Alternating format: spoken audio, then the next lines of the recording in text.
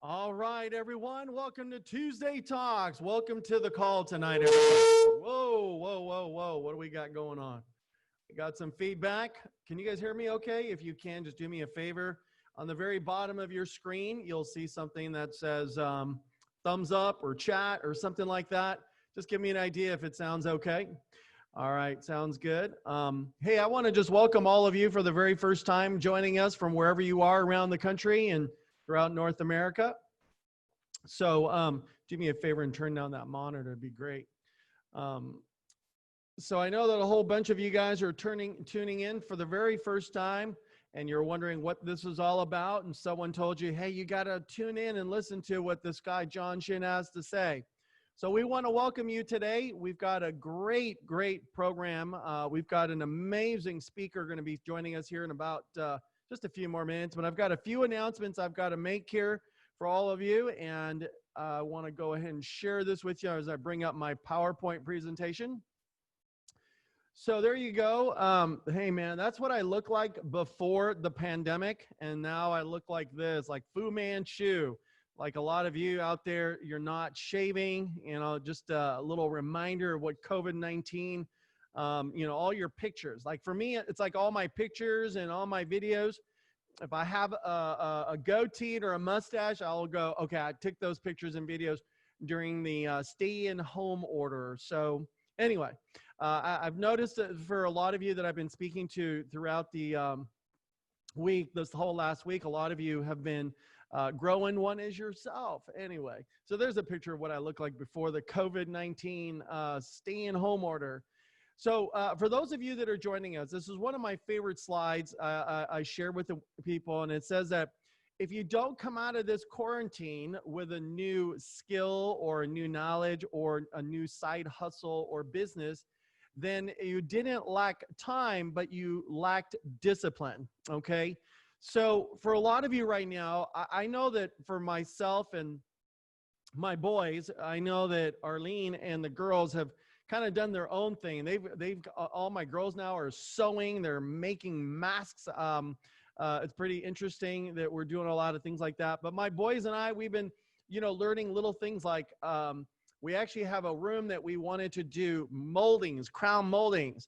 So we ordered our own, miter saw from DeWalt online. We've learned how to do things like that just because we don't have contractors able to come over. And, what else are we going to do during our downtime, right? So we're always learning stuff, right? And so I say, for those of you that are in the stay home order, and I know businesses are opening up, which is a great indication that we're making some progress, maybe. I'm not really sure.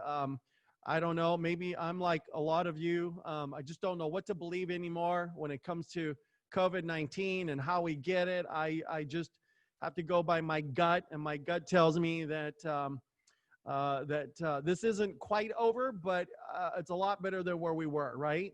So I am taking this COVID-19 thing seriously, personally, for me. And so I have been try to be a good role model, and I'm sitting at home, and others want to go out and expose themselves, and everybody has the right to do what they want to do. But hey, I think you all need to learn something new. And, I think tomorrow would be a great day for you to tune in at 2 o'clock p.m.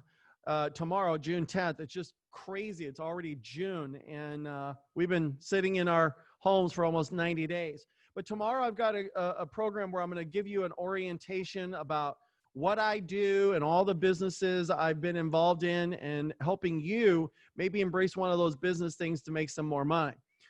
This coming Thursday, we got this guy named Chris Quadrant from a company called Crump, who's going to do some great training on fixed indexed annuities. We do need to make sure that you go down to the bottom here and register, just like this one here.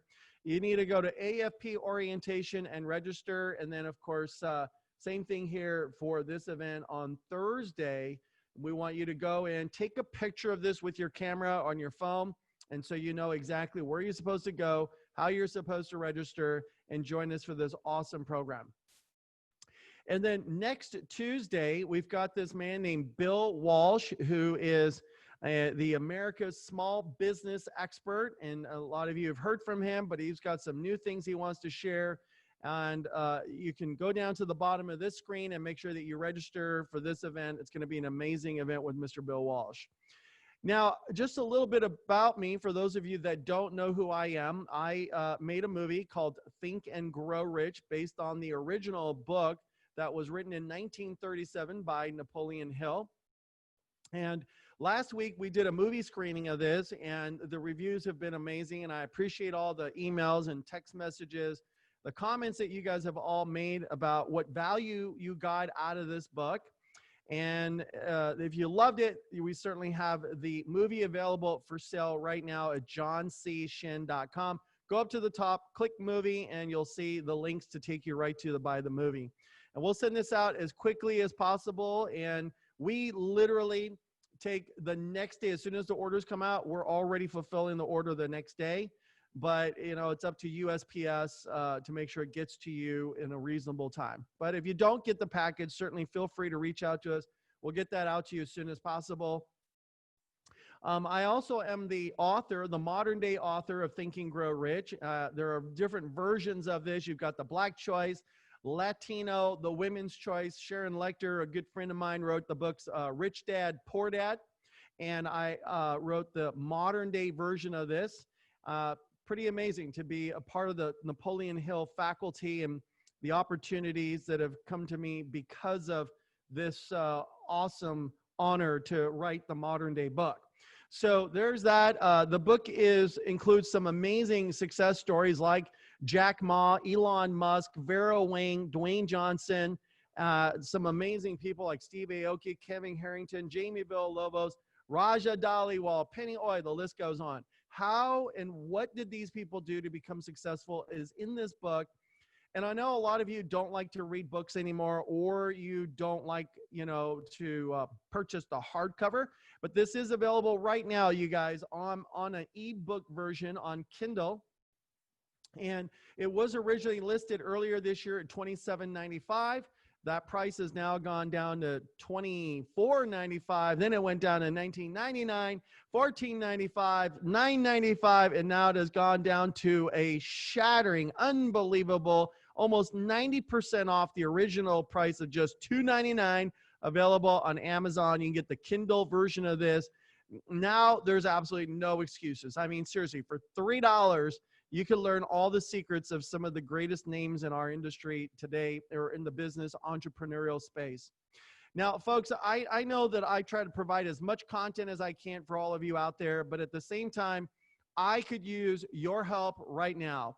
And the help that I could use from all of you, if you would, just again, all I can do is ask if you could help me out, which is to go on Amazon. For those of you that actually bought the book, got the Kindle, got it on audio, everything that people have asked for, we've done it. I mean, you know, you said, hey, John, can we get the audio? We put it into audio. It's now on audio. Hey, John, can you put it on Kindle and get us an ebook? We did that. So the publishers, along with the Napoleon Hill Foundation, has done just about everything we can to accommodate everyone in every which way.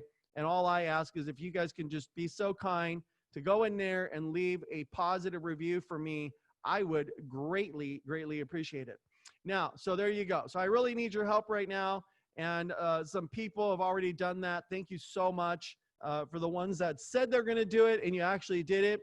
I appreciate that. I really do. Now, so last year, for those of you that are joining for the very first time, I went on a tour. I went on a world tour, although we only went to one country, with this, which is this, actually two. This country, actually, that's not true. We went to like 3 countries last year, but this year we were supposed to be in Asia and Europe, but obviously, for obvious reasons, we didn't go. But our intention was to go to 12 countries, 34 states, but the cities that we did speak at and the people I've met in my career, just it's such an honor to be able to share the stage in front of 30,000 people with people like Condoleezza Rice, the former Secretary of State, Barbara Corcoran, for those of you that don't know the show called Shark Tank, and Martin Sheen, And, you know, both Martin and I served on the Manny Pacquiao Foundation's charity for poverty in paradise, where we go to the Philippines and we do some amazing work out there. Rob Deerdick, Stedman Graham. For those of you that don't know Stedman, he is the, I would say Stedman, well, I mean, what is he not right now? But for those of you that know Oprah Winfrey, Stedman is Oprah's significant other, spiritual partner, business partner. So Stedman and I are now doing things together, and people always ask, how is it that you're taller than him? And that's because I actually have a chair, right? So that kind of gives you an idea how tall this guy really is. Then you've got Steve Aoki that I've had a chance to interview for my book. I've been on Mario Lopez's podcast show, which I think you guys should all listen to Mario. We're sharing the stage around the world and hosting events together. And of course, my wife and I had the amazing honor to be knighted by the Royal Order of Constantine the Great and St. Helen last year, September 14th. And what an awesome day that was. And this is my wife, who also got knighted, and now she's officially a dame or a lady. And one of the questions that people ask is, how did this all happen to us? Well, first and foremost, and I shared all that information with you, not to be braggadocious and say, oh my God, look at what I've done. Although, you know, that was not my intention, is to be braggadocious. The reason I shared all that for you is I really believe that all these things can happen for you, right? That everything that happens to you happens for you, okay? And the first thing when people say, John, what did it all begin, or how did it all happen for you and Arlene? Well, I got to be honest with you. The first and foremost thing is we pray. And, you know, you know, people's like, oh, you guys prayed? Like, what's your religion? Our faith is Christianity. And so we pray daily, every day, you know, and it's interesting how that when you pray for something in life, do you ever wonder that maybe God may be sending you something in a different package, right? So you might be asking for something like money. I'm not really sure. And I can talk about a lot of things that you might be asking for. But if you ask God for money, let's say you want $1 million, you want 100,000, I don't know, whatever the dollar amount is. Do you really think that God is going to send you what you want in a briefcase, you know, filled up with, you know, dollar bills or $100 bills for that matter, whatever the currency is? You think God's going to send it to you in a briefcase, FedEx? I don't know. Maybe he will. I don't know. But I do know for sure is that God works in mysterious ways. And as he works in mysterious ways, I think that he sends you stuff that you're asking for in a different package. And I think that maybe whatever you've been asking for, that you being on here tonight with us on the Zoom call, on this Amazon, this Zoom, a Zoom call, right? Yeah, Zoom webinar could be the answer. Maybe this is what you've been looking for. Maybe something we're going to share with you can be the answer to your prayer. And I believe that timing is everything, right? Every time you sit there and think about, okay, you know, maybe this isn't the right time or whatever it is. I do know that for my wife and I, we were at the right place at the right time. I mean, we recognized a generation of people called baby boomers, right? Born between 1946 and 1964, that these people, when they began to, a lot of babies were born, okay, post World War II. There were certain industries that started growing, okay? And it's interesting because some people think it was just coincidence. I don't think it was coincidence that 80 million babies were born and suddenly, that all of a sudden the baby industry begins to emerge. And then as the babies got a little bit older, the toy industry. And then after that, the fast food industry. And then shortly after that was the auto industry. And shortly after that was the technology industry. And then after that, it was real estate. And here we are now in the year 2020. And all these people who would like to retire right now can't because they did not plan for their golden years. And I think that most people, because they don't plan, they end up becoming McSeniors. You know, they spend their golden years at the golden arches, you know, and I don't think that was their dream. I don't think that's where they wanted to retire, but they had no choice. So I believe today that a lot of the reasons that people are where they are financially is because we just weren't taught about it. Where no one ever told us how money works, right? Or financial literacy. And I believe that financial literacy is a necessity, right? When you look at our nation and understand that 37 states currently right now require sex education. That was back in 2012. And only the four highlighted states here that you can see, these 4 states are the only 4 states that require financial literacy courses, right? And now in 2015, we added 1 state just under Tennessee. We added Alabama. And now, which took us 3 years to get to the Alabama. But now if you sit there and you look at 2020, from 2015 to 2020, it took us almost 5 years. So the good news is we're making some progress. We're just not making progress fast enough. And for those of you that are joining us for the first time, I believe that if you can really understand the 6 steps to financial security, and number 1 is increasing cash flow and managing your debt, having an emergency fund, having proper protection, creating a long-term savings account, preserving your assets and protecting yourself and passing this on to the next generation. This is key. Now, one of the things that a lot of people have been texting me over the last week or two, quite a lot, is this idea that you want to now become a homeowner. And I think that's wonderful that you want to become a homeowner, but I would not recommend that you become a homeowner unless you're debt free, right? I mean, that you're thinking of buying a debt, creating a bigger debt, but you've got just a tremendous amount of credit card debt where you're paying 18, 21, 24, 26%. And you need to get out of debt as quickly as possible. So if you've got money as a down payment to buy a house, I would urge you to pay off that debt. You don't want to have any kind of debt, especially right now where you're having credit card debt. But it's just, they're like, well, I don't care what you say, John. I'm going to go buy this house. I talked to this guy and that guy, and they all tell me that I should buy real estate. Now is the time to buy because homes are going into foreclosure. And I would tell you that if you don't have an emergency fund, that you don't have debt, right, or that you're debt free, then, and you go buy yourself a house, you're setting yourself up to go into a bad situation. So anyway, these are the 6 steps to financial security. When I ask people, when you're sick and you go to a hospital, right? I mean, you go to a doctor and you usually see a primary care physician, and then the doctor tells you, hey,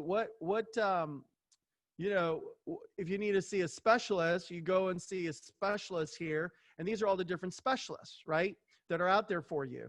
Now, when people said, when we were creating a one-stop financial shop, when we created kind of like our own financial hospital, and we started offering loans and credit card processing and property and casualty and insurance products and annuity products and college planning and retirement services and investment advisory services and tax strategies and estate planning. When we started all this, everyone said that our business wouldn't work. Like, this is like the jack of all trades. And it's not like a different trade. It's the same industry with just different products, like having a hospital with different departments, kind of like what I shared with you earlier. So this is what we did. And this is how we created our wealth over the last 25, 30 years. And so I believe that if people can understand all these different products and services, you would be so much better off. There's people go in there and buy things blindly. They, different insurance products, they buy blindly. Health insurance, auto insurance. I mean, whatever it is, you just buy it blind.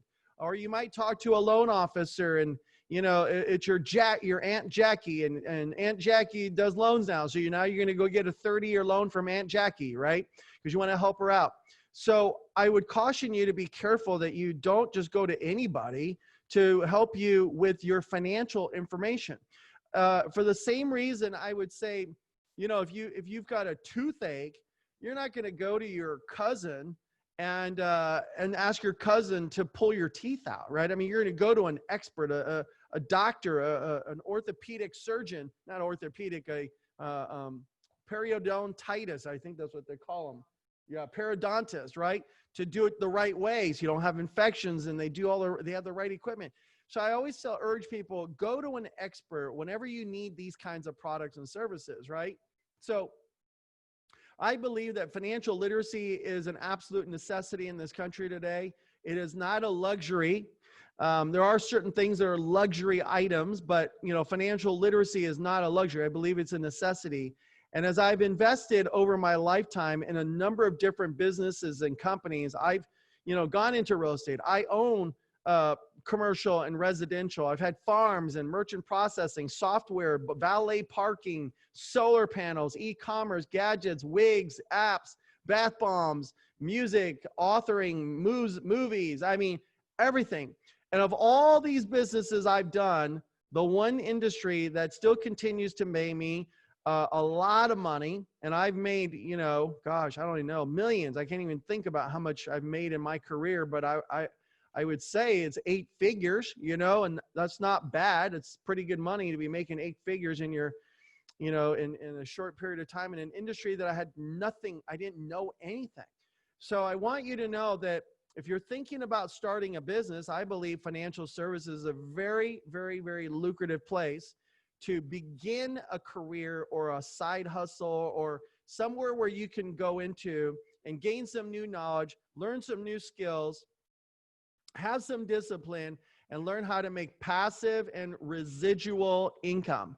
Now, people say, what is the difference between passive and residual income? And I'm going to tell you that passive income is income that you make without doing any work. Now, you did do some work to get there, but you're not really doing anything. Often these passive income investments our examples are stocks, rental properties, annuities, high yield savings accounts. And that's what I mean by passive income, right? Where you're not working and exchanging time for money, if you would. And then residual is, income that you receive even after a sale. You still continue to get paid year after year after year. And, I would say becoming an author, right? Which I think that many of you should become authors. I think you should write your own book. I really do. Whether it's a memoir, a personal bio, your experience of starting a business, whatever it is, I think every single one of you has so much intellectual property that why would you keep that information to yourself and not share it with the world, right? Movies is another example. Writing music, right? Singers, financial services. Again, I'm calling back to what? Financial services. So this is what I mean by having passive and residual income. But you can't just one day say, okay, that's it. I'm going to go and I'm going to start building residual income or passive income. I would tell you that you're going to need to have a system, and not just one system, but multiple systems, right? You're going to need to have a business format system, right? You're going to need to have a financial format system. You're going to need to have licensing format systems, right? Personal development systems and leadership format systems. So there's a lot of different systems in place where I think you can learn. You could try to do it on your own, but why do it on your own when we have basically created all the systems for you? So I want you to know that we've created all the systems. It's a turnkey deal. All I ask you to do is I want you to dream again. When I say dream, a lot of people today would say that the American dream doesn't exist. It's shattered, it's over, and it's so easy for us to blame different politicians, whether it's the mayor, whether it's the governor, the president, senators, congressmen, assemblymen and women, right? We're always blaming. And let me just tell you something. Again, guys, this is just my personal opinion, right? I have been a business owner, an entrepreneur for many, many decades. And I've been a business owner. I've had under the leadership of Democratic presidents, Republican presidents. It really didn't matter whether it was, former President Barack Obama, whether it's Bush or Clinton or Reagan or Trump. I really don't care who the president is. I'll still continue to make money. I just want to know what the rules are. And once I know the rules, I'm willing to play the game of entrepreneurship. So I want you to know that I've always made money despite who the president was. And so people say, well, how is that possible? Because I've had systems, right? Once you get the systems in place, man, that your business just runs, right? Now, right now, even this COVID-19, gosh, I'm afraid to say it because I know so many people are struggling today financially. They're struggling emotionally, mentally, financially. They don't have jobs. They're barely able to put food on the table. And so I'm kind of like, should I even say this? But I want to say it just to illustrate to you that even during a pandemic, the winners are going to figure out how to build a business and be profitable, right? When people say, the mutual funds are in the tank, that's such a blanket statement. Not all mutual funds are in the tank. There's always some funds that are doing well. So I just want you to know, just be real careful who you listen to. And instead, I would urge you to read books, right? People who actually have credibility. One of my favorite books is a book written by Ben Baldwin. It's called The New Insurance Life Investment Advisor book. And it's the second edition. He's made many changes to it, and I just love it. If you want to know everything about life insurance or some policy called an IUL, it's a type of life insurance policy, I would urge you to go and get this book, right? You can get it on Amazon. Tony Robbins has got a book called Money, Master the Game, the 7 Steps to Financial Freedom. And again, this is another version of the original one. It's revised with new material, new content. And so I would tell you to go buy his book. Patrick Kelly has got a book called The Retirement Miracle. And again, Patrick, this book talks about having a tax-free retirement. And why would you not want to have a tax-free retirement? Read this book. So these are people who actually talk the talk, walk the walk, and this is a wonderful opportunity for you to go and get these books and read and learn during a time of crisis, okay? Now, other books I would urge you to read is these right here. This is more about the mindset. And obviously, I'm going to tell you to go get my book, How Rich Asians Think. And again, earlier I said it was on Kindle and it is available. But I would also tell you to go get David Schwartz's book called The Magic of Thinking Big, Magic of Thinking Big. And so this is a great book. But, it's interesting when I was saying earlier that most people have given up on their dreams. Dr. Martin Luther King said that most people die at the age of 25. We just don't bury them until they're 80, right? So when we say that, why do you think people give up on their dreams? Why do you think people don't believe that, they can become financially independent or have all the nice things in life and be able to go and have their own charities and their own foundations and all things like that? So it is available. It's just, and people go do it. There's a secret recipe for this stuff. Just like if you want to be a bodybuilder and you want to get ripped, and have all the 6-pack, 8-pack, whatever you want, it is available. I just don't know, if you know the recipe on how to get that, right? This is one of my favorite books. It's called Cashflow Quadrant by Robert Kiyosaki. Again, I really want to urge all of you to get this book on audio. I personally like this book.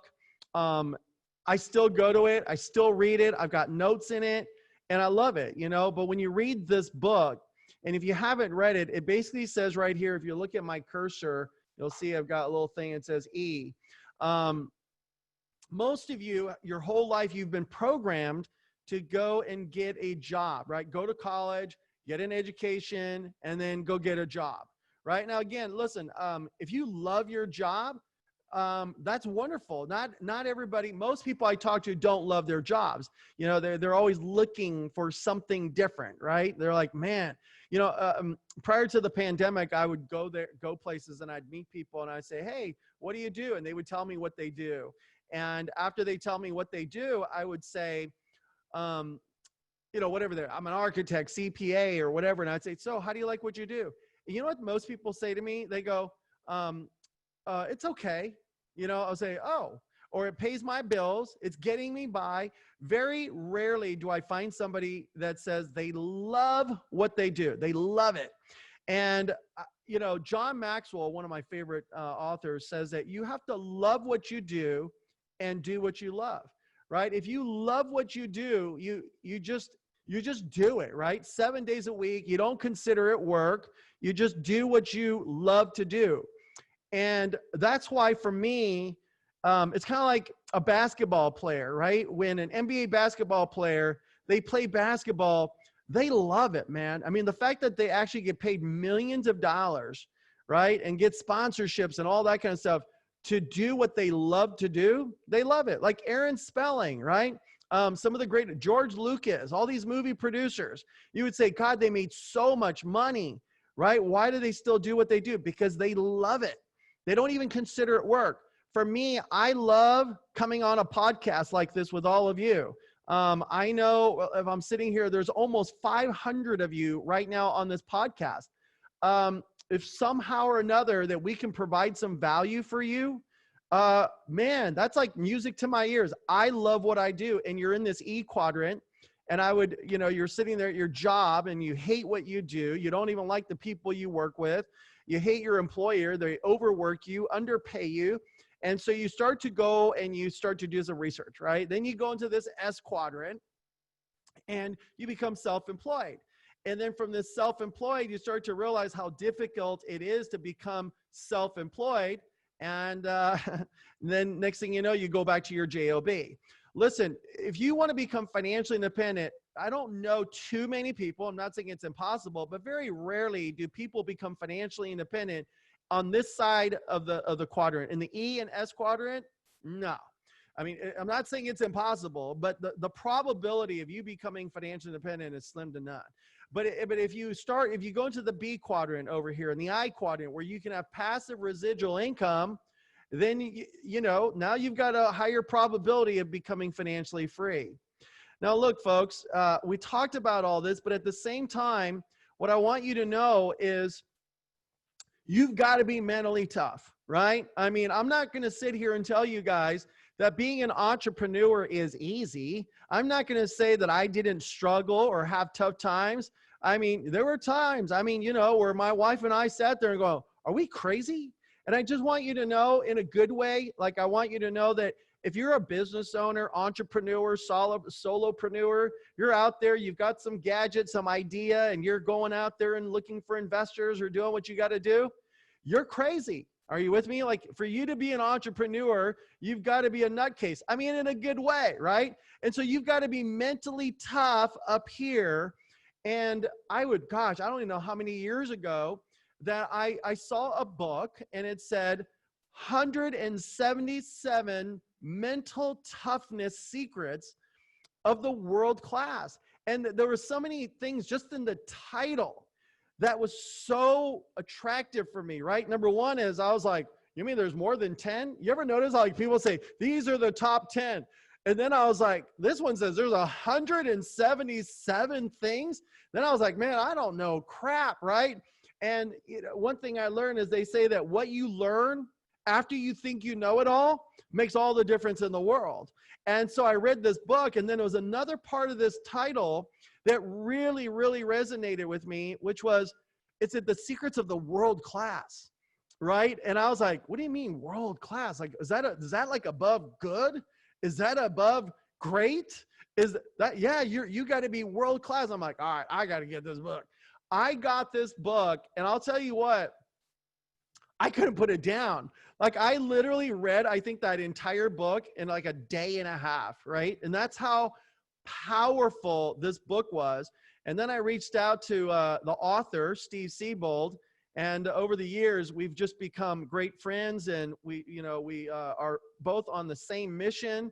And I am just so happy that he took the time to write this book. And now he has sold millions and millions of copies of books, right? And he's got multiple books now.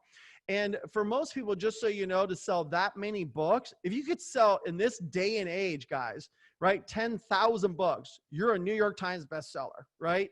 And like you are like, I don't know. I think the average book has a total sales like less than 200 in their entire life, right? A book, because there's so many books that are out there.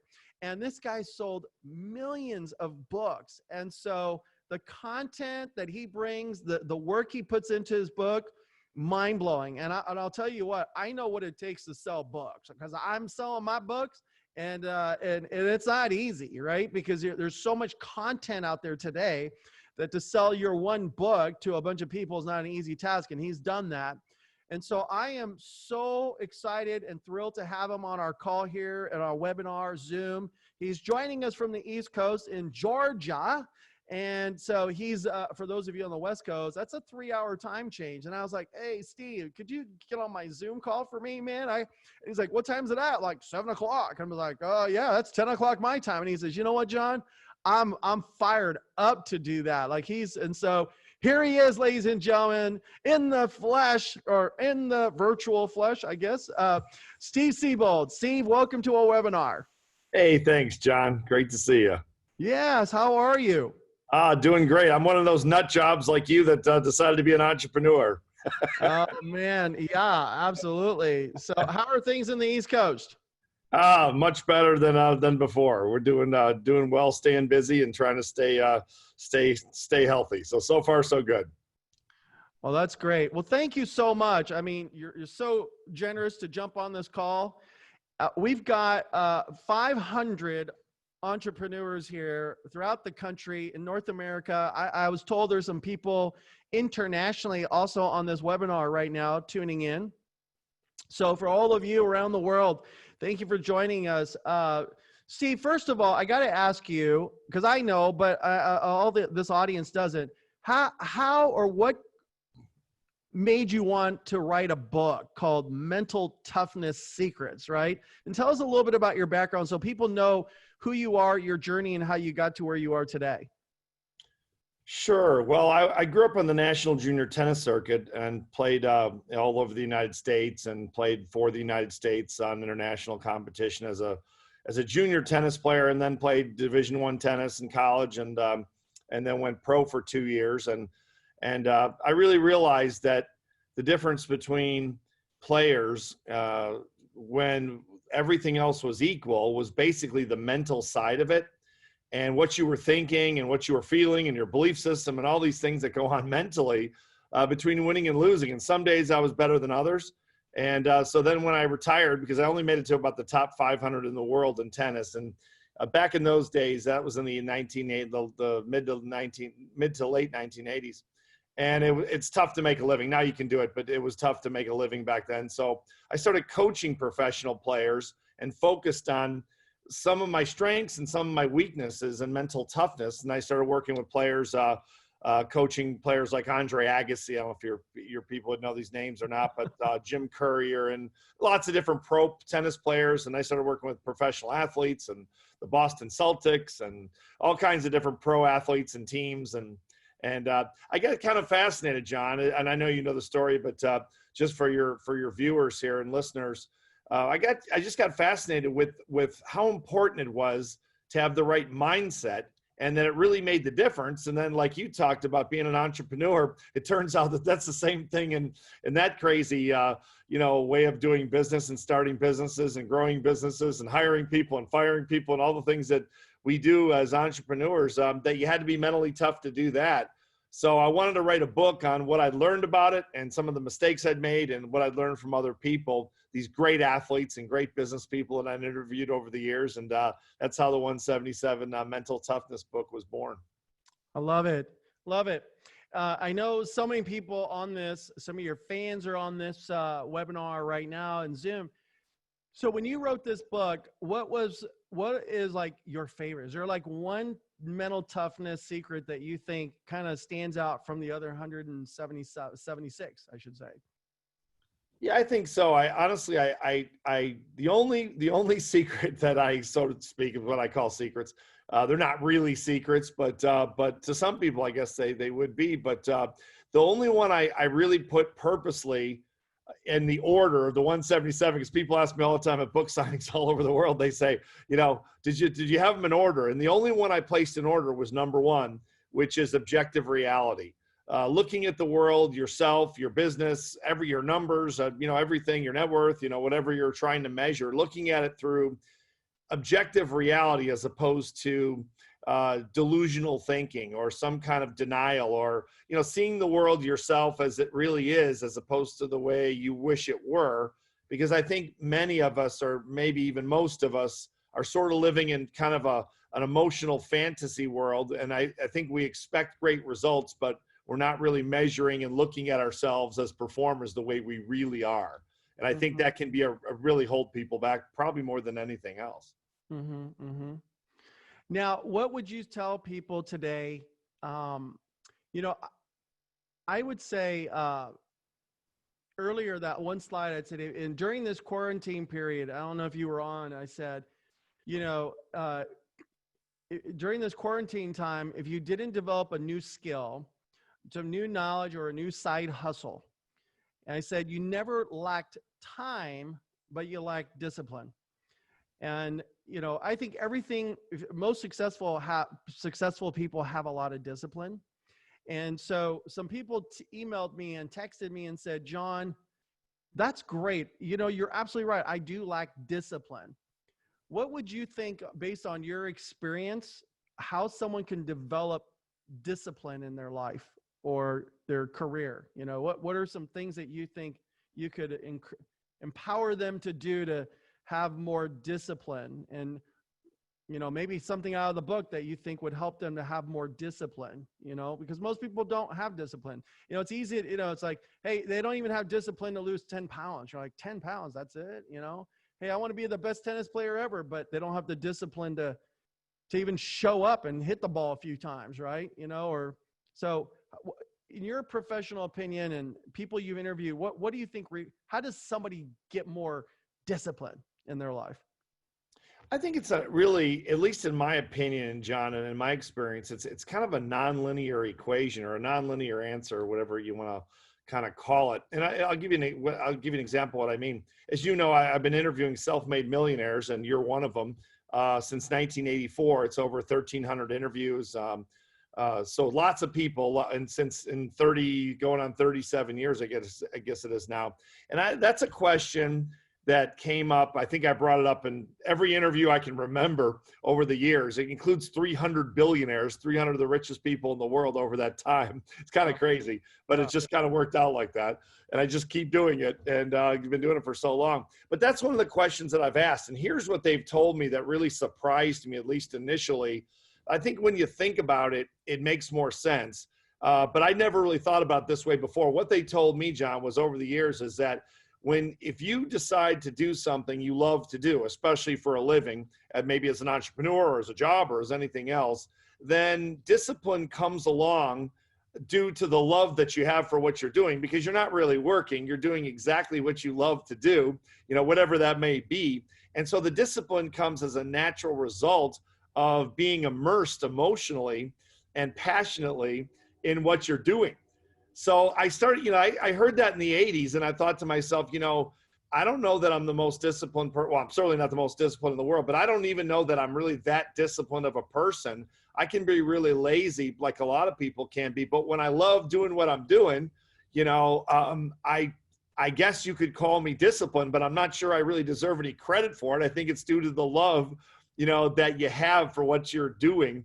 And because I look at the other things in my life and other performers as well during these interviews, and I'd say, well, are you disciplined in everything they do? And some of them honestly said yes. They said everything they do is just pure discipline, and it's just how they are. But for most of them, what they said was they only really have discipline in the things they really enjoy and the things they really love. And they don't see it as discipline. They just see it as an act of loving what they do. I thought that was kind of an interesting nonlinear answer. That's great. Now, along that discipline, you know, I've had people say, well, I hear a lot of motivational speakers or personal development people say, I have to find my purpose. You know, they say, you got to find out your purpose and know what your purpose is. Or some people said, there was a quote and says, the two best days of your life is the day you're born and the day you find out your purpose. So if they said, Steve, how do I find my purpose in life? What would be your response or suggestion or recommendation for that? I think that, John, that one's beyond my pay grade. I've heard that before. It sounds great. It may be true. I think, I don't know about purpose exactly. I'm not sure. I guess it depends on someone's belief system. I guess maybe I would take the angle to say, find what you love to do.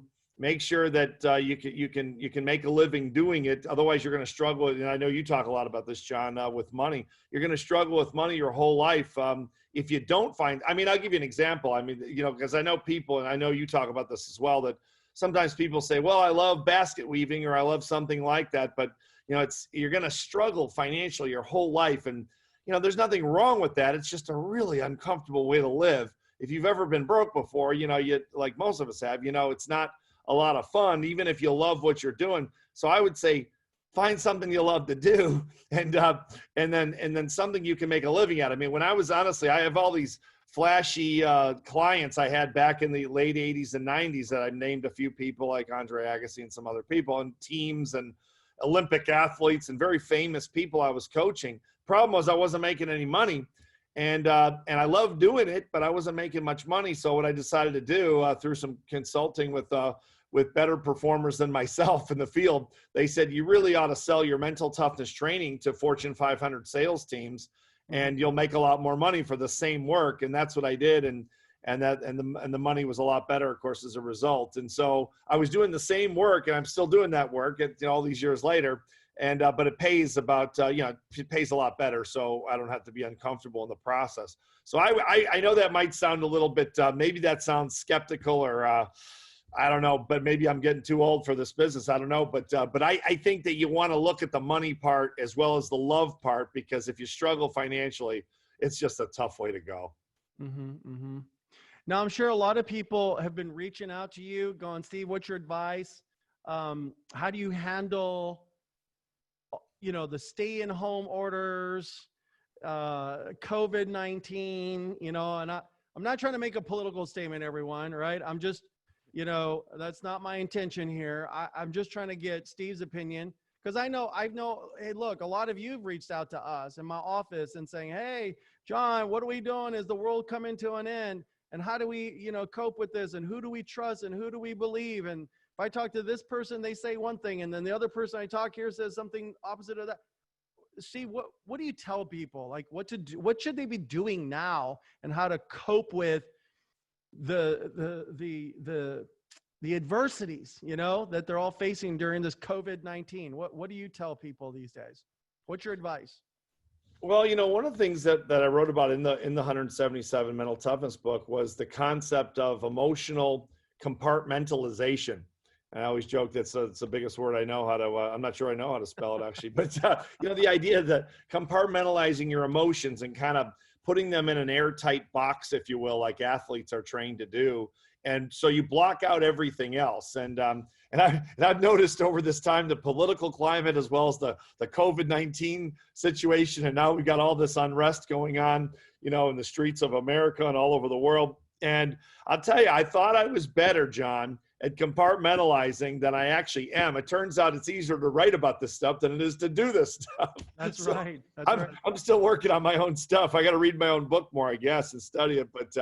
But I would say to try to compartmentalize, to try to maybe, again, not to be political or even apolitical, but just to maybe to limit your time with you limit your time and attention with all this craziness going on. Certainly, obviously we all have to pay attention to political things and social unrest and all and of course the COVID thing.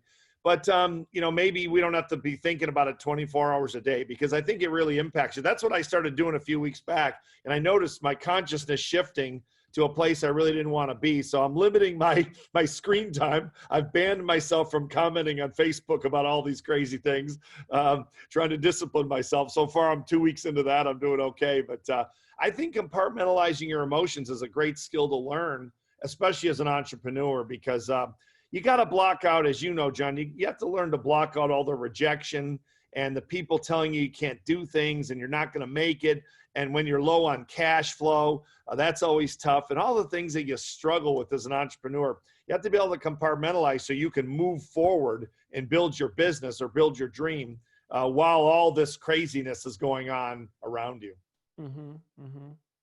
Now, what do you tell entrepreneurs that are starting off, and you just alluded to, like, people are telling them, don't do it.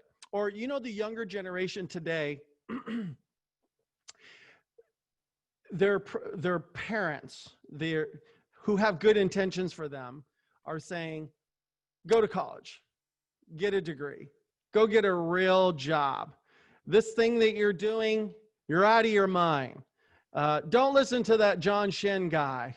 He's crazy too. Look at his hairstyle. I mean, who sits there and combs his hair with a wave on his head, right? I mean, you know, people say stuff and then they come to you and they're like, Steve, what do you think?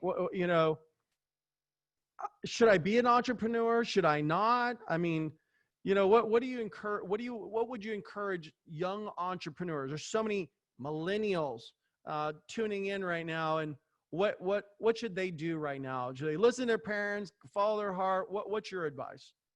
Well, not to mention, John, it looks like you're about to fall in the water there. I'm a little concerned for your safety, quite frankly.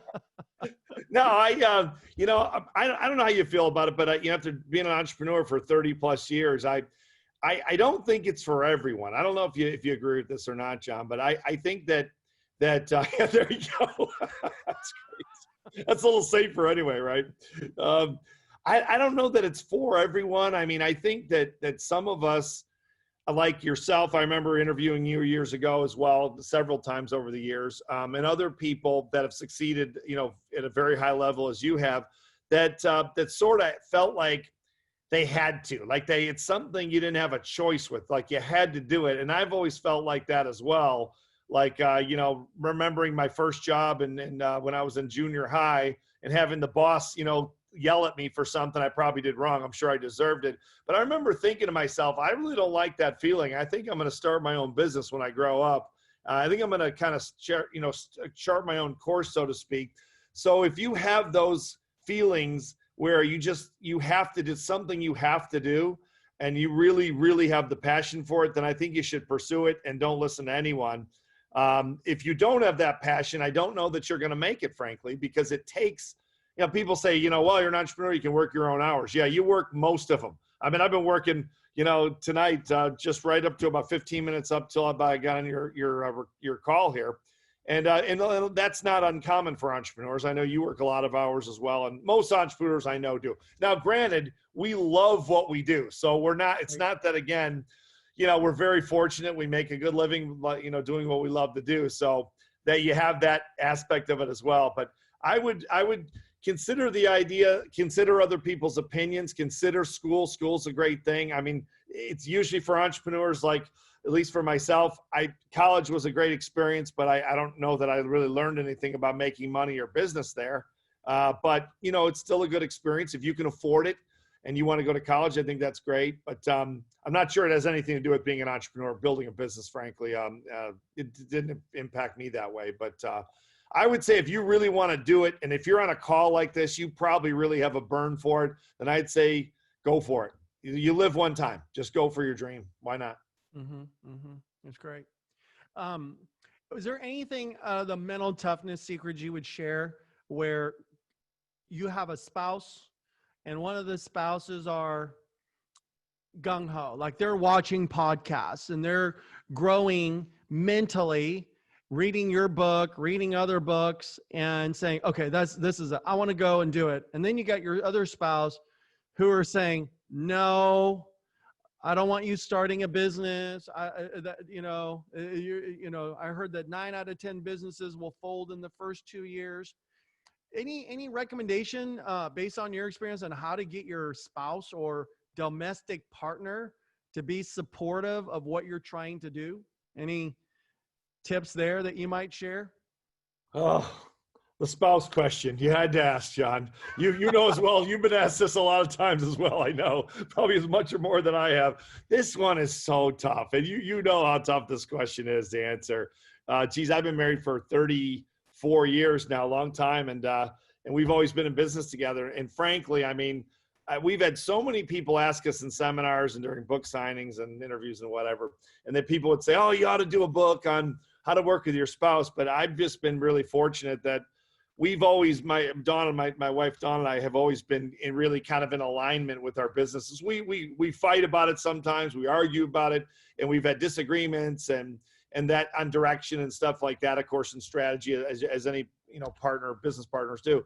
But we've always been kind of aligned in terms of going for our business dream. And so I'm not sure how to honestly advise a couple where the one couple is really against it and or one person is really against it and the other person is not. And I would say if it really is your dream and you're never going to be emotionally fulfilled unless you go for it, I might be wrong. I mean, I certainly don't have all the answers or a crystal ball, but I would say if you have to go for it, if it's something you have to do, I think like John, probably you would say this about yourself, and I know I would say it about myself. I think you have to go for it, and maybe they jump on board, hopefully. Usually when the money starts coming in, it gets a lot easier. I'm not sure why that is, John, but when the cash starts flowing, it's a lot easier. That is true. That is true. Yeah. The money rolling fast if you can. That helps. Yeah. You could definitely buy your spouse's support with cash. It does help. It definitely helps. Yeah. That's great.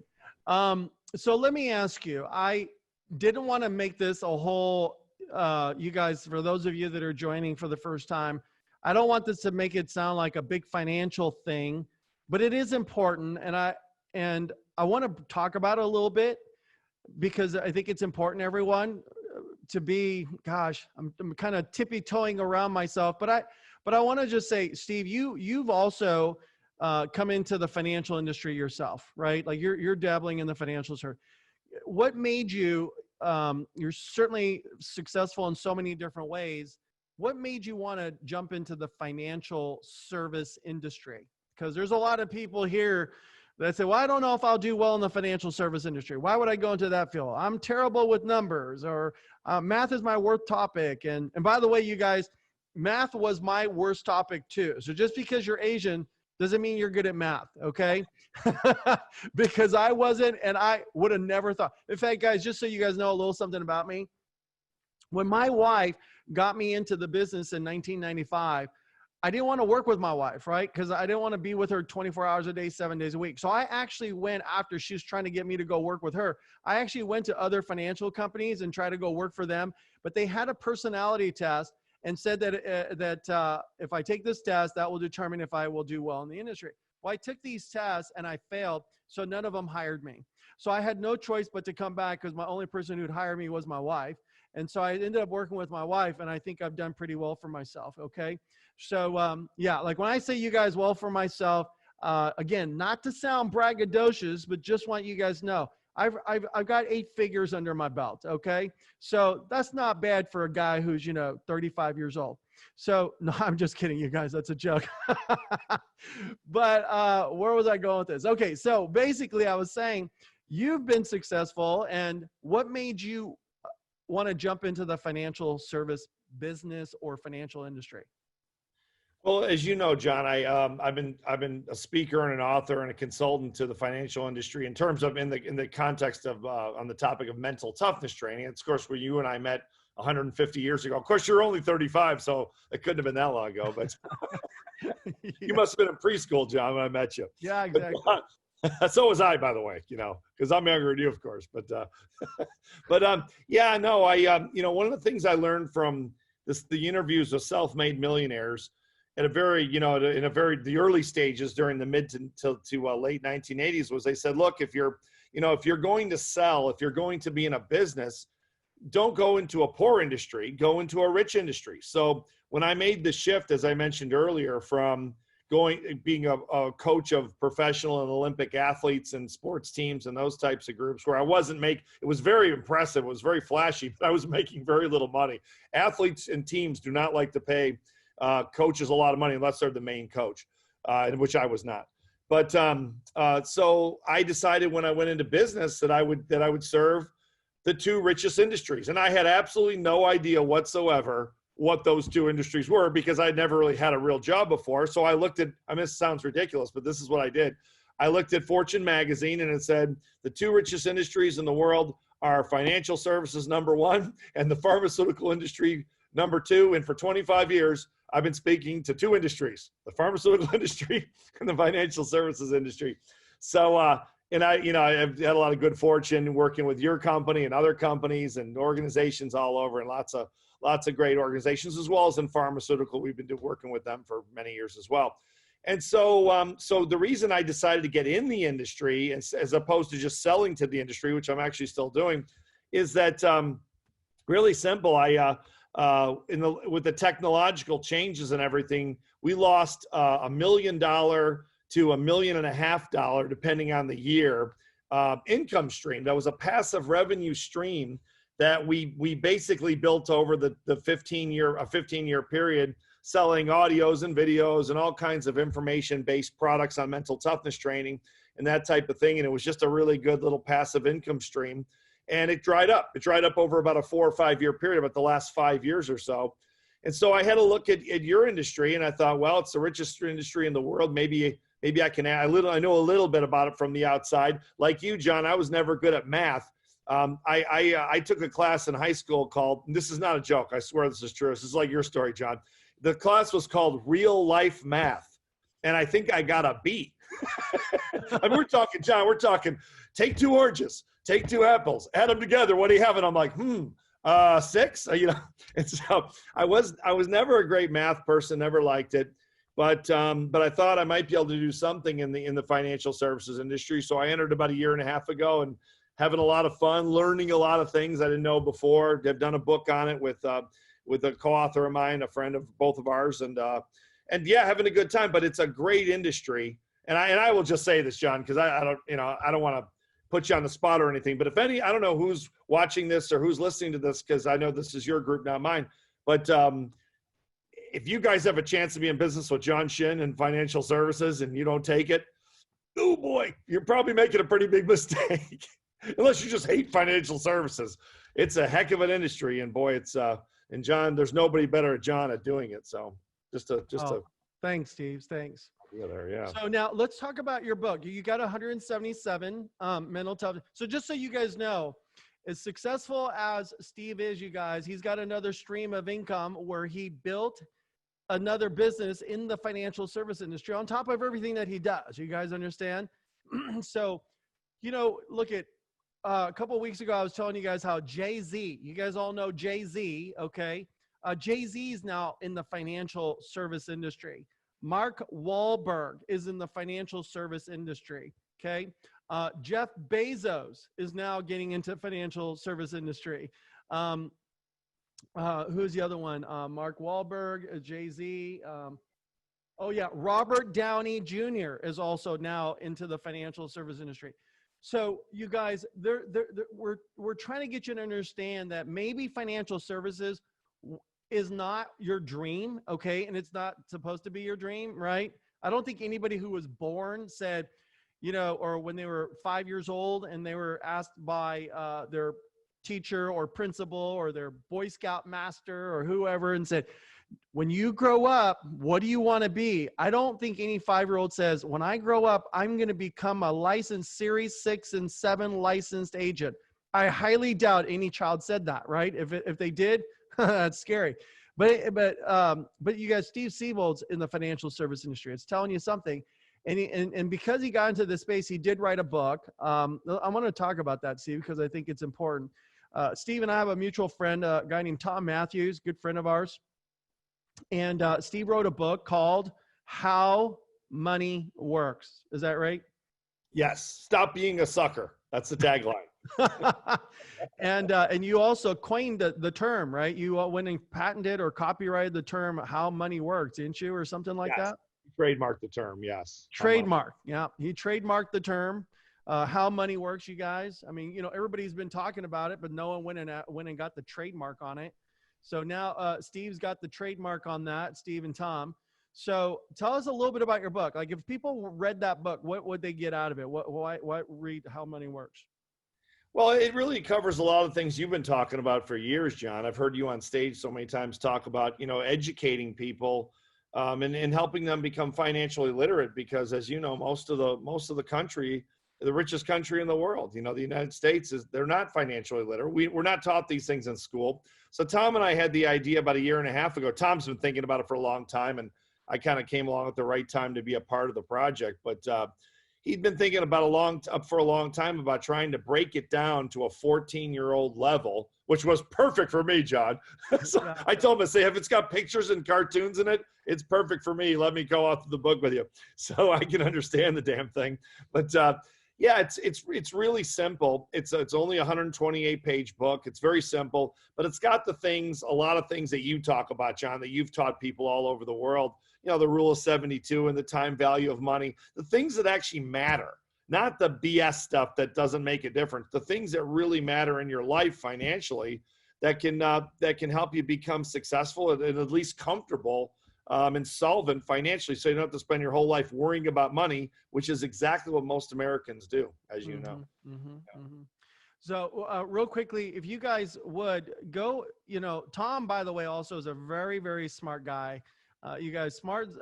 Tom Matthews been in the industry for longer than I have. He's actually been in the industry probably over 30 years now, right? 30, almost 40. Yeah, 40 years. Tom's been in the industry, everyone. So I would encourage you guys to read it. You guys, you know what I mean? Where would they get this book right now? Or where can they order? Is it on Amazon? It's on Amazon. That's the easiest. There's a website, howmoneyworks.com, if they want to see that, or they're going to buy it on Amazon either way. Okay, yeah. Great. So there's different platforms, super easy. I'm assuming it's available on ebook and audio, or no? Is it not ebook or audio yet? We're trying to keep up. Honestly, it's as you know, it's sold hundreds of thousands of copies very, very quickly. So we're trying to keep up with the printing and the demand. So we haven't gotten to the ebook, but down the road we're gonna look at that as well. Okay, great, yeah. So guys, but for me, I love the book, How Money Works. Tom and Steve did a great job on that piece. Super easy for those of you that are financially illiterate and don't know the difference between a CD and a CD. You pick it up, right? Because there's a lot of value in that. But seriously, like I would say, is one of my top 5 books ever. It still sits in my office. I've got little stickies of my favorite ones, and I got the 177 Mental Toughness Secrets. And where can people get this book from? The 177? Yeah. Same thing, Amazon. Amazon.com is the easiest place to get it. Okay, you guys go. If you're right now, listening to this, go into Amazon, open up that browser, go get this book, get the other one, have it sent to you in the next day or two. You'll know what I'm talking about. Once you read this, 177 Mental Toughness Secrets, you guys will know what I'm talking about. It's super easy reading, so it's not, and when you write a book, I wish other authors would figure out that the bigger the fonts are, the easier it is for us to read, and it's a very well done book.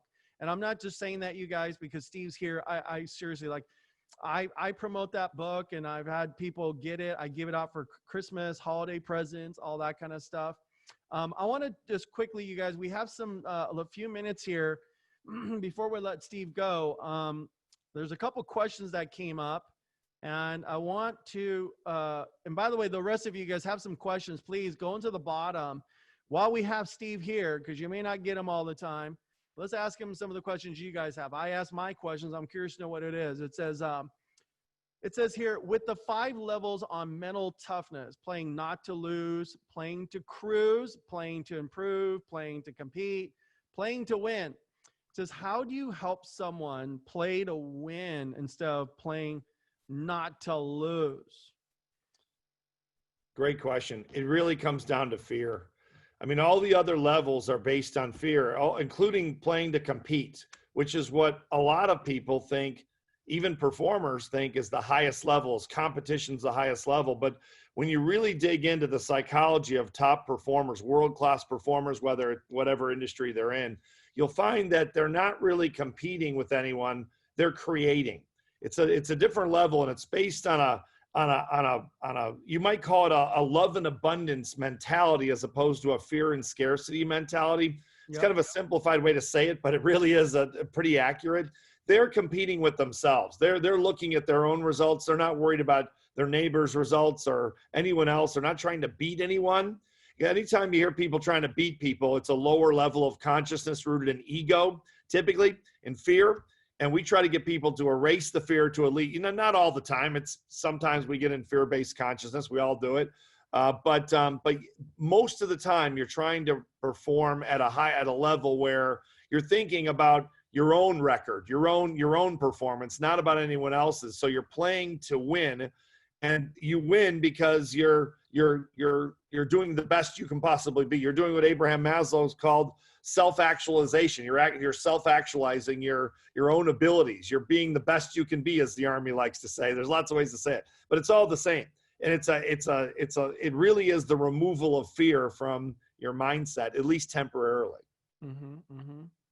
So when you go and talk to other institutions, companies, teams, organizations, pharmaceutical, you said one of the things is trying to get your team to be a team, or get your team to work together cohesively so they can max out, their talents and their gifts. What are some tools that you can share with this audience about team building and working as a team? Yeah, that's a great question. One of the first things we do with teams in the pharmaceutical industry, especially, and financial services as well, when they work in teams, and that's to try to talk about the ego, the role that ego plays.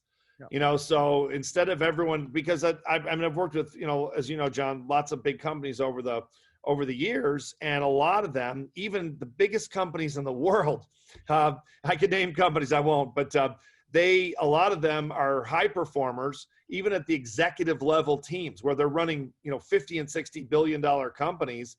The egos sometimes get out of control because people are trying to prove how great and smart they are. And they're already there. That's why they're smart. They're there because they're smart. So that's kind of a no-brainer. But the ego, once the ego is removed and everyone's working together cohesively, it's amazing what a team can do. But when the egos are fighting each other and they're trying to prove how great they are and how smart they are and how successful they are and how rich they are and how whatever it is that they do, you just have a bunch of individuals posing as a team. And that's most teams that we've worked with over the years when we've come in, at least, and we've tried to remove the ego piece of it to talk about the destructive nature of ego. And that it is probably the biggest inhibitor to world-class success, especially for teams. Mm-hmm, mm-hmm. That's great. Let me, I heard a friend of mine named Scott Schilling said that selling is helping, right? And you're out there trying to help people. They don't know, they're in debt. They don't know what kind of insurance policies that they have. And I'll bet you guys, a lot of you right now listening in right now, you guys have insurance policies, but you don't even know what coverage you have, right? You have auto insurance, you got health insurance, you don't know what kind of coverage you've got. I actually had a lady, you guys, not to digress from Steve, I want to get back to Steve here. She actually owned, I think, like 7 or 8 life insurance policies, you guys. And so she and I met, and basically I said, would you be willing to give me copies of your insurance policy so I could review it? And she said, no, like, I already have plenty of insurance. I said, yeah, but wouldn't you like a second opinion on your insurance policies? And she says, no, I'm good. You don't even want a second opinion? She's like, no, I'm good. I said, okay, well, look, here's my card. If you ever need it, just give me a call. Well, she did. She miraculously called me a few years later. And I remember her because I felt so bad that she had 7 policies and didn't even she could be wasting her money. Well, unfortunately, her husband passed away. And when her husband passed away, the insurance companies didn't want to pay out the claim. And so she said, could you help me? Because I don't know what to say to these insurance companies and while they're not paying out. I said, sure, I'd love to look at your policies. And she showed me her policies, you guys. It turns out her insurance policies are what they call accidental death and dismemberment policies.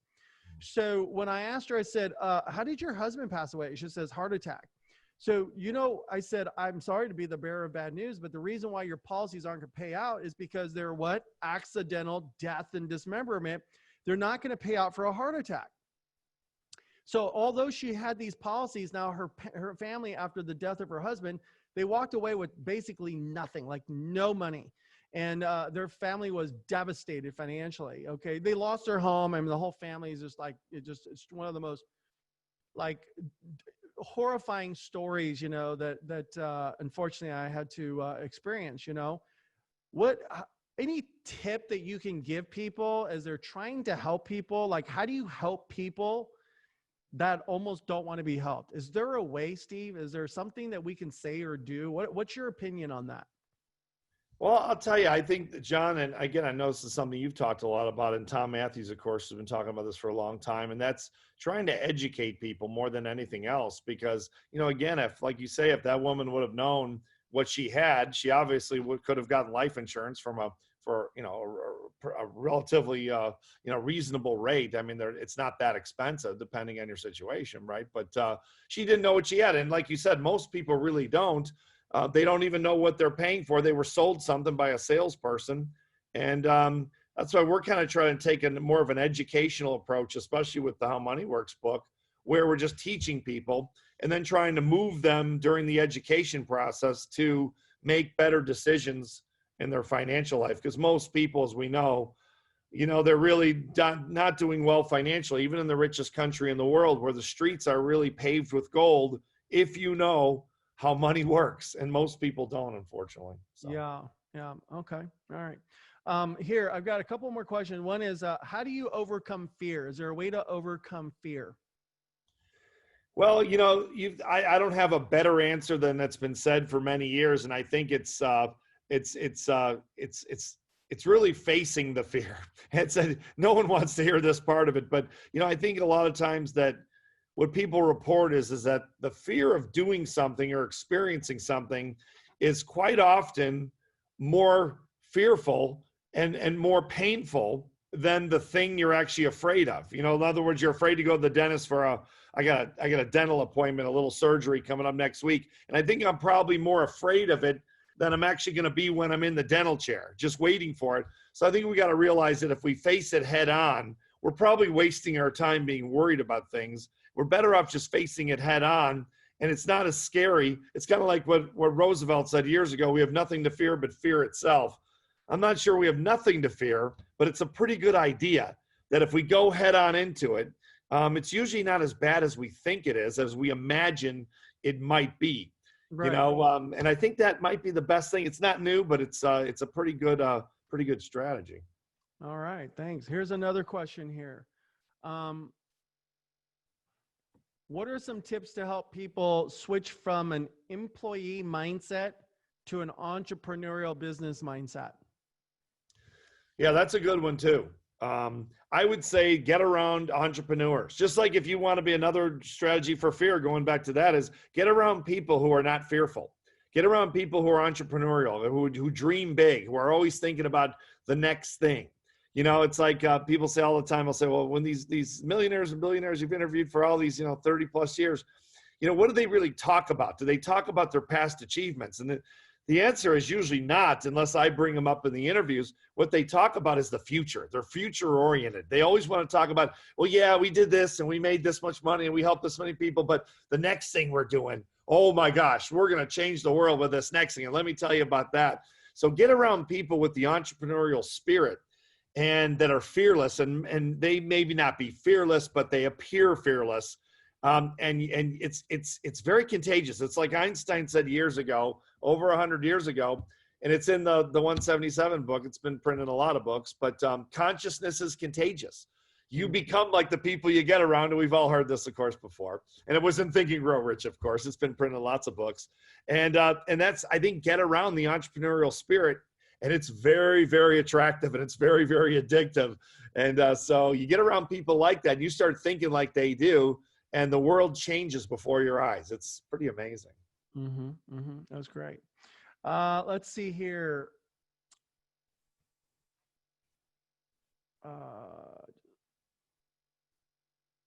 These are people just making comments about how they have their own shows and their events, and they're always promoting your book and recommending your book. How did you change your, let's see here. Just going through some of these questions, you guys here, if my team could help kind of answer some of these things, their comments, that would be great. All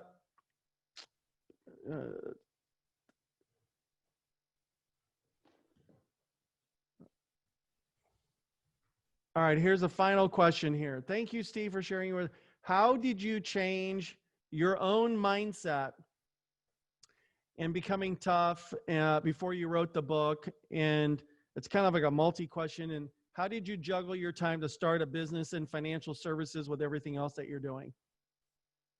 Great question. I'm not sure I've succeeded at that yet. I'm still juggling, still working on the juggling process.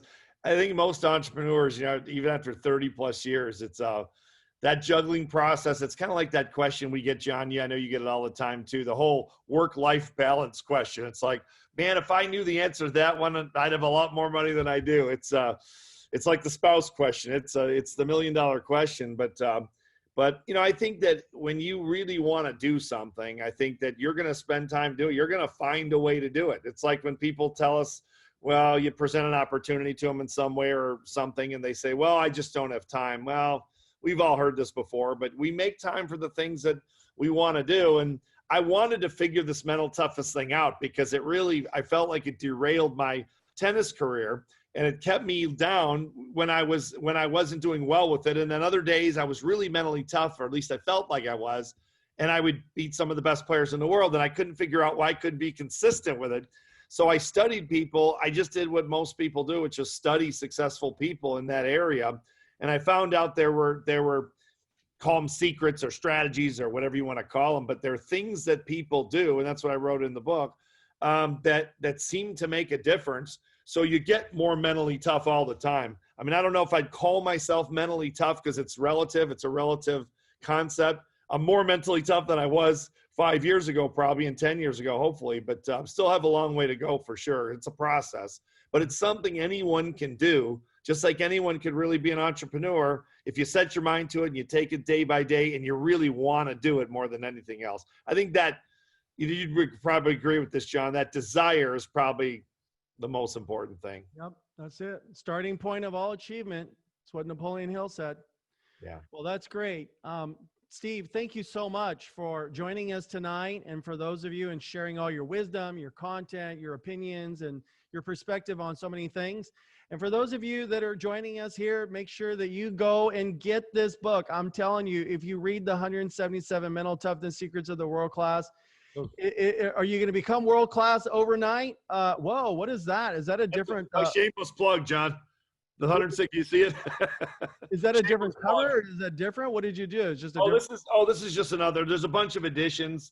This is the 10th anniversary collector's edition. I think I've got like 8 editions. Oh, I gotta get me one of those. All right. Yeah, I'll get you one.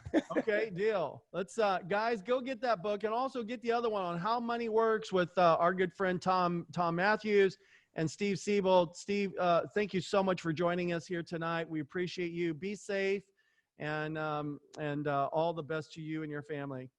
Thanks, John. Hey, I love the toilet paper idea, man. I think we might be able to start something up with selling toilet paper. Let me know. Yeah, I'm hoarding it right now. Just I hear you, man.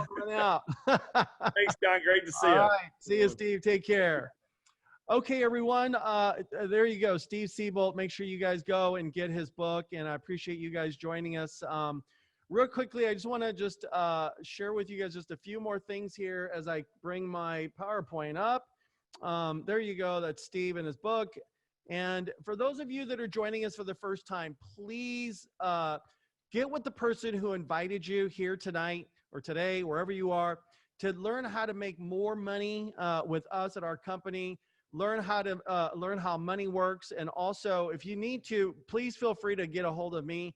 I don't bite. I'll be more than happy to just consult with some of you guys, 15, 20 minutes here and there, just to give you some direction on what you need to do to become financially independent, folks. Okay. Now, again, tomorrow I've got this great session for all you new people that want to know how to get this thing off the ground, how to make money, start making money right away with me. Tomorrow at 2 o'clock, I'm going to go and show you guys how to start making money right away. Okay. And then again, just a reminder, on Thursday, we've got Chris Katradrian with Crump, and you just need to register down below at that link. And this coming Saturday, I've got a great program as well. Don't forget, next week, everyone, Tuesday, June 16th, with America's small business expert, Mr. Bill Walsh. And that is pretty much it, folks. So I want to thank you so much for joining us tonight. We hope you enjoyed this program with Steve Siebold. God bless every single one of you guys. Have yourself a productive and a safe week this week. God bless everyone. Continue to wear your mask. Okay. Don't let your guards down. We'll see you guys tomorrow. Take care.